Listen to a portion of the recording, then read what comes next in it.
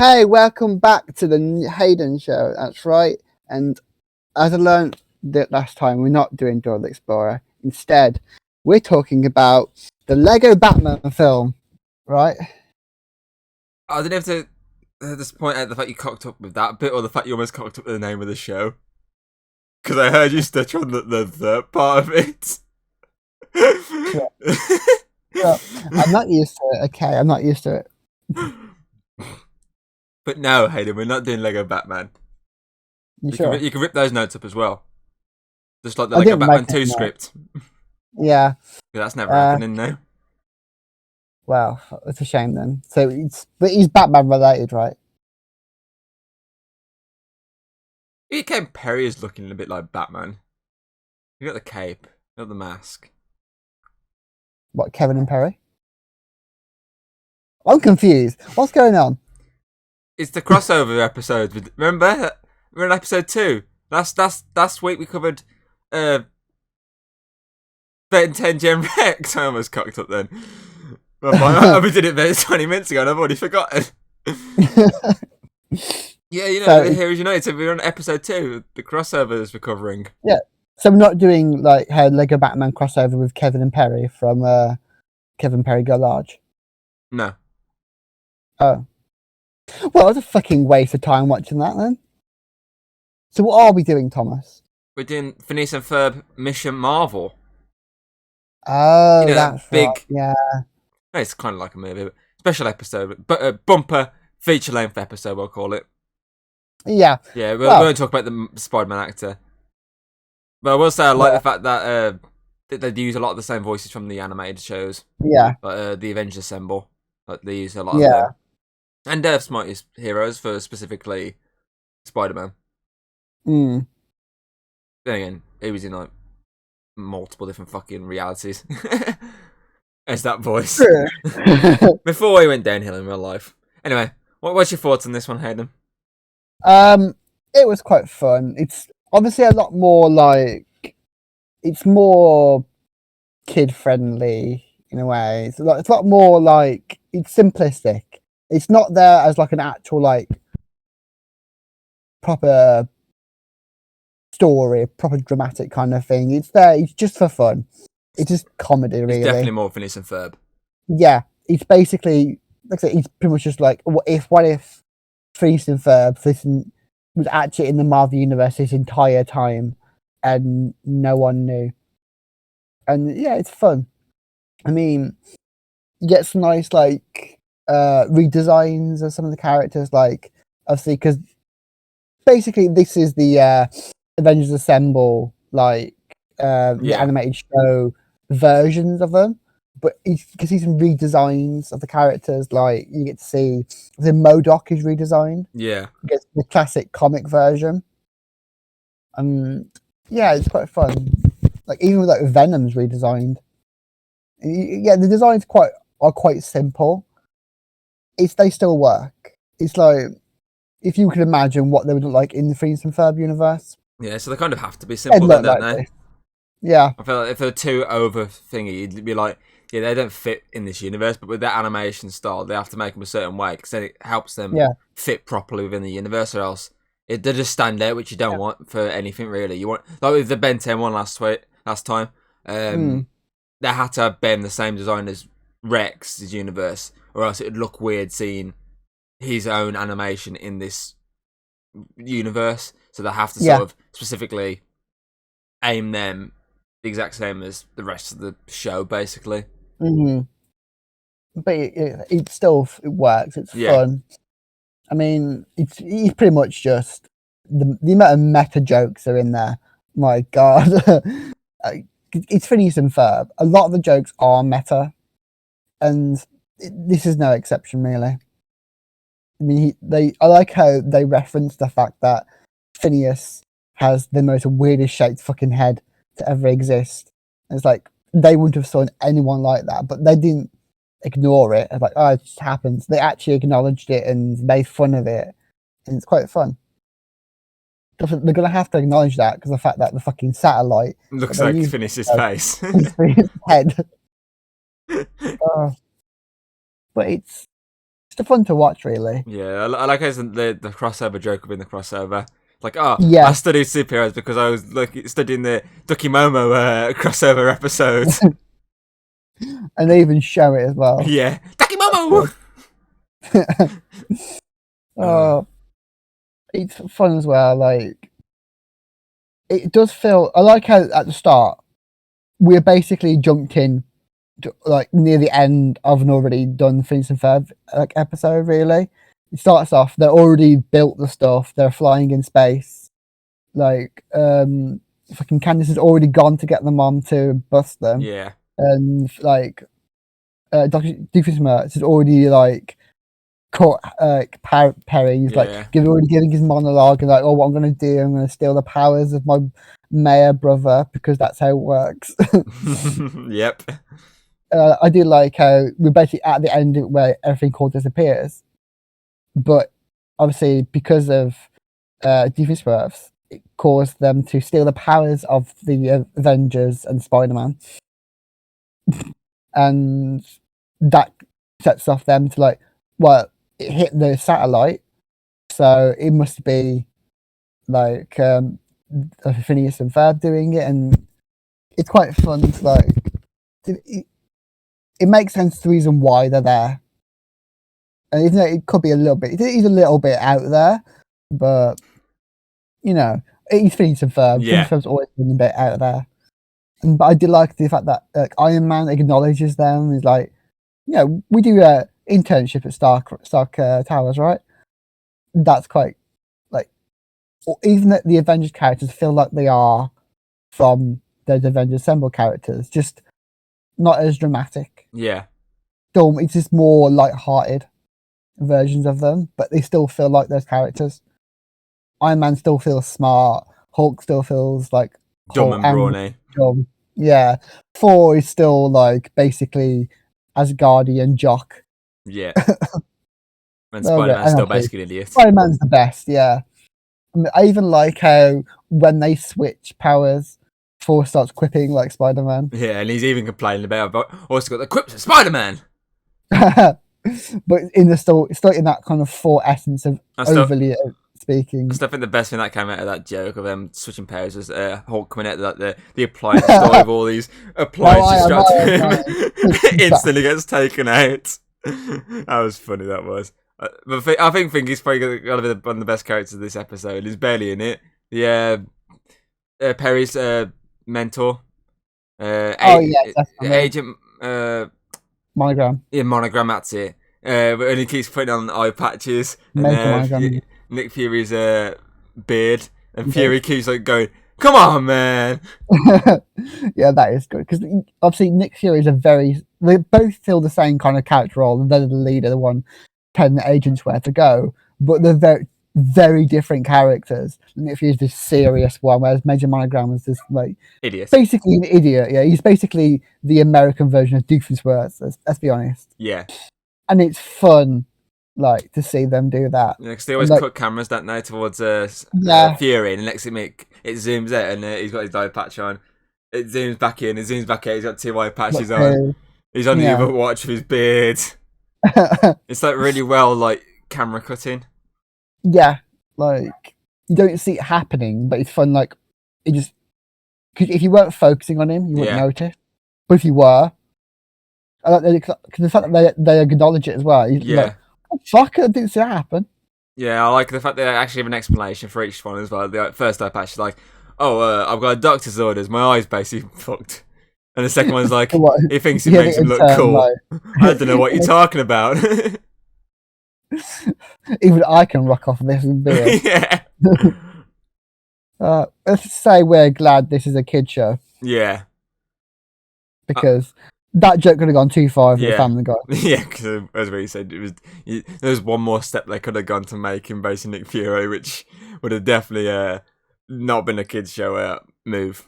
It would have been very a questionable choice to make. And probably would have eventually been a banned episode. Oh yeah, definitely it would have.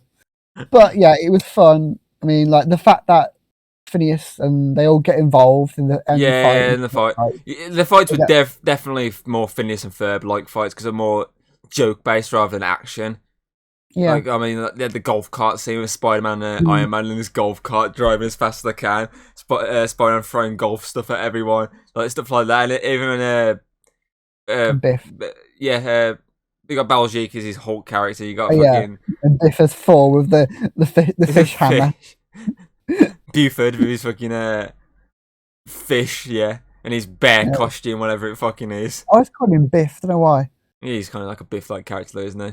This bully, he's jock, but stuff like that. It's all comical like jokes. Even like when obviously you got the Spider Hulk and Thor biking it, Tony Hawking it on the skateboard. But I mean, even when they get the powers back and there's actually the proper like fighting, even that isn't a joke stance. So it's not music as well. Yeah, obviously the comics. It's Phineas Ferb is like it has to be like musical sequences. Obviously, you got the big one at the end. You got the Candace and Isabella. Yeah. You got there too, like one. You obviously got the Doofusburger, evil buddies and me. Shibbity boop beep boop. I love that. That's the best one of the episode. Oh yeah, definitely, because it's got that like my nemesis kind of vibe. Yeah, Nema.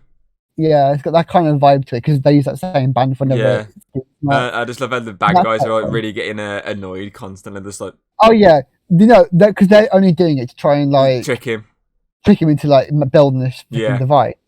But you can see they are trying so hard not to fucking like you can murder him. Because like these people are all murderers. Like, you know, they have killed people. One's a freaking Nazi. Because the other one is just like, with Deepman's there, just like, hey, like I'm putting cream pop pie in everyone's faces. Yeah, he's like flicking ice creams and stamping on flowers, stealing vacuum cleaner bags. Yeah, cause, like stuff like that. The whole point of Deepman is he pretends he's a villain, but he's not really a villain. He's just like a misunderstood idiot. Yeah, basically. Well, these are proper real villains, and you can see they want to take over the world. He just wants to rule the tri-state area. Yeah, but I love how obviously they're the ones that want to take over the world, but in the end they just become Doofusburg because their final end game is to take over the tri-state area. Yeah, true. It's like we'll destroy the tri-state area. They basically become Doofusburg in the end. But I do love it, the final fight, but even Doof gets in the fight with his freaking waffle gun. It's like the idea of Iron Man's like, oh, we've got Hulk Jeek, we've got this flame duck-billed guy, we've got this chicken suit, and he sees the waffle and he goes, I don't know where this guy's come from. And you see Doof at the top of it with his tie around his head, just shooting. And then I love how halfway through he goes, hang on, it's not really that effective. Oh, my disintegrator! I could have used that instead. He spends the entire time trying to find a cable. I love how he found one. He found one that he goes, that was too. He said too big, but it still would have worked. I love how he's got that really tiny cable though. He's like, why do I have this? Oh yeah, it's like it might not be the most like dramatic episode. Yeah, but it's Phineas Ferb basically. It's like if you want a good laugh, it's definitely one that. There are some drama, like there's the whole drama between like Candace and like, but like apart from that, it's just a really fun like. I feel like it's one you can just like. You don't even have to watch anything to get into it really, because there's nothing really following on. Because Phineas Ferb isn't one that really follows on. No, there is a lot of references they sometimes make to previous like inventions they did. It very rarely follows on into the next episode. So obviously you can literally just go, okay, let's just watch the special. You literally just jump in. Doesn't matter if you've seen anything Ferb, if you've seen any Marvel, you can just jump in and watch it. Cause as you say, it's a really fun, good time. I mean, like they even like acknowledge the fact that people probably will come again not even watching Phineas and Ferb by the fact that he just like describes the fact that the brother's my mate, in case you completely forgot that. He does it every episode basically. Watched it. Yeah. But that's the idea, really. They're catching up people to the fact that, this is what an episode of Phineas and Ferb normally like. They've built something. Candace tries to bust them. Doofus Reps and like Perry, they're fighting. But I also love as well the fact that they keep the whole the idea of Doofus Reps not recognizing. Yeah, he only recognizes Perry with the hat. It's like, oh, you're it used to be her a platypus. Yeah, I've got a nemesis who's got a platypus as well. He's really good at meddling though, so you can probably learn from him. But we all know it's Perry. Oh, it's good. It's always the same though, Dave. Even in the film, when Perry's just the platypus, he's like, "Oh, he's a platypus," and the next minute he puts a hat on, he's like, "Secret Agent Perry the platypus." Oh yeah, like what kind of plumber are you? A platypus plumber? Perry the platypus plumber? Perry the platypus! I do look. He's an idiot, but he's also really smart. Yeah, I love the. It's the bit early on in the episode when they're like, "Oh, this is Doofenspurt," and they show the image of him. It's like, "Oh, I bet he has some sort of evil backstory. It's amazing." Yeah. And anyone who's watched Phineas Ferb is like, his backstory expands every fucking episode. He always adds this new situation where he was a garden gnome. He got thrown outside. The next minute, he was like in an orchestra or some crap. It changes every time. My favourite one is the fact that his parents didn't even show up for his own birth. Yes, that's my favourite one. He's always been the best character in Phineas and Ferb. Yeah, like him and Major Monogram have always been the funniest, and I like how they were extremely funny in this episode as well. And so it's a shame with this. Obviously, they shafted the dad to the side just for one little gag. Yeah, obviously, true. It's just the mom mainly for constantly walking past it and not even noticing. But obviously, the dad didn't come into it. That really funny joke with the water. And he's like, "Sorry, ladies, I'm just watering the garden." There you go. I'm done now. Yeah, I did like as well. Like Ferb speaks a little bit more in this episode than normally does. It's always fun to hear Ferb. Mate, British, isn't he? Yeah, I like how he's a little reference to Doctor Who as well. Like the shed is like a bit of a British sci-fi magic. Shed itself, it's just a joke on S.H.I.E.L.D. near enough. Yeah, it's like S.H.I.E.L.D. and the TARDIS mixed in one. Yeah. I do as well. Like even like the fact that Candace is obsessed with superheroes, she still can't help but bust the brothers. She has to go like, "I love you and all," but Mom runs after them, and of course, as always, Doofenshmirtz finds some way of helping Phineas and Ferb not get busted by removing the massive satellite. Yeah, and all the heroes running away. Perfect. Genius. Yeah, it's definitely fun. The characterization is always good. The art style fits in the Phineas and Ferb universe, and they don't look really awkward either. Yeah, like they could look really awkward, couldn't they? Easily. But the fact that they went for normal looking like designs of it, but in a more simplistic version, it worked. You saw some of the heads that people exist in this fucking universe. Yep. I mean, Candace is a fucking P, Phineas is a massive triangle, and Ferb's an F. Basically. Isabella is a fucking like weird like semicircle. Like a Stewie type head. Yeah, but like is it flattened at the top? Yep. Okay. Oh yeah, you enjoyed it. What's your verdict on this one then? Alright. Right. My verdict is it's a fun show. I definitely would recommend watching it. Like even if you've never watched an episode of Phineas and Ferb, it's fun to watch. Or if you don't even like Marvel, it'd still be quite fun to watch because it's for the Phineas bit that adds the comedy. Yeah, their level of comedy works well with Marvel.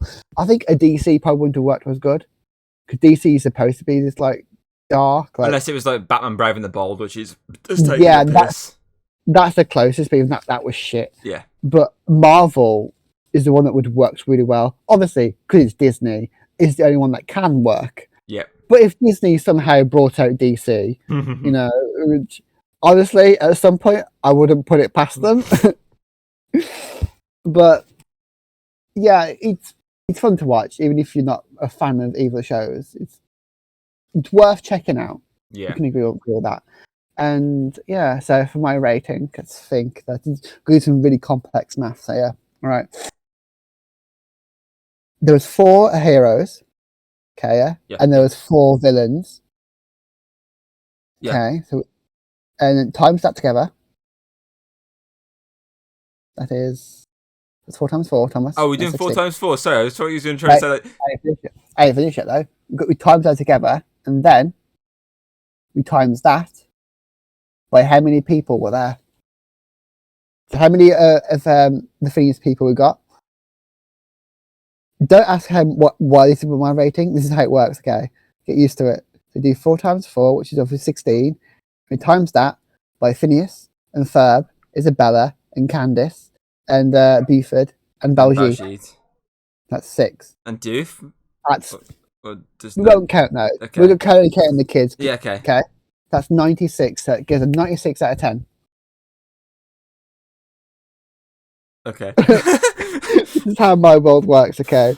It makes no sense whatsoever, and that's why we like it. Okay. So that easy slots it into second place behind almost like on 10 Rex. God, that really stumped me, that did. You're there calculating the map on your phone. There's me going. I've lost track of where I was now. Start again. 1, 2. I was trying to make it so confusing that you'd like, fine, sure, do that. Go along with it. Oh. Yeah. But yeah, so I hope you all enjoyed this, and yeah, we will next time do Lego Batman versus I can't remember what the joke was now. With Lego Batman and Kevin and Perry, that was it. Yeah, that's the crossover we're doing next episode, right? Yeah, well, fuck it, sure. Finally, I changed my mind within the next week. Oh fuck! Right, you don't change your fucking shirt either, so.